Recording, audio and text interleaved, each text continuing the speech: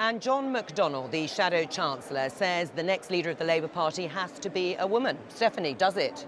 I think it does, but I think one of the things that I found quite shocking is today we've just seen the motion for a second deputy leader to be a woman be pulled from conference floor. And we've seen that be pulled from conference floor because someone might disagree with the leadership. It's like, we can have a woman, but only if they agree with absolutely everything that we think they should say. It's just a bit of a bizarre situation this morning. And came as something of a surprise, certainly to Tom Watson, the existing deputy leader of the Labour Party, who says he was very much in favour of it. Can you tell us what happened there? Well, we're still trying to work out what happened, but this was an idea that was dreamed up in Corbyn's office months ago as a way of undermining Tom Watson. They thought it'd be good to bring in a second deputy leader, to try and marginalise him a little bit, and they've been talking about it for ages. So to suddenly pull it at the 11th hour.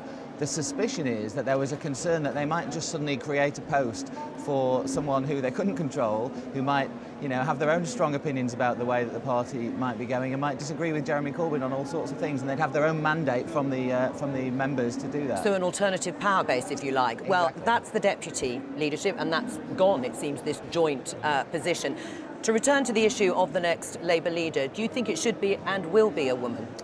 Yes, I think it should, and yes, I do think it will. I think that almost anybody at the top of the Labour Party you ask that question to, the answer comes back, yes, it should. I mean, it's ludicrous that we've got, one of the world's biggest political parties that's been in place for 100-odd years and has never had a woman in charge. And who should it be? Well, that's happily not for me to decide, but there's some good contenders in there, around the top of the party. Angela Rayner is one that people talk about. She's got this amazing backstory where she's come from. Emily Thornberry has really asserted herself as a good performer. People like her. She's very personable.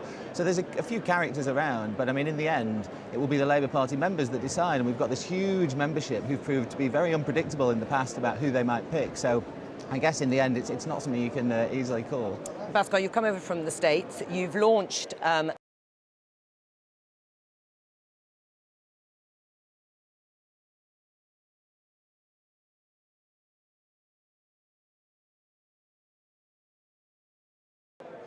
a new edition of Tribune, the left-wing magazine here that's been in existence for about 80 years, and you're the founder of a left-wing magazine similar, I presume, Jacobin in America. What do you make of this discussion of a woman leader of the Labour Party here? Obviously hasn't been a female president of the United States.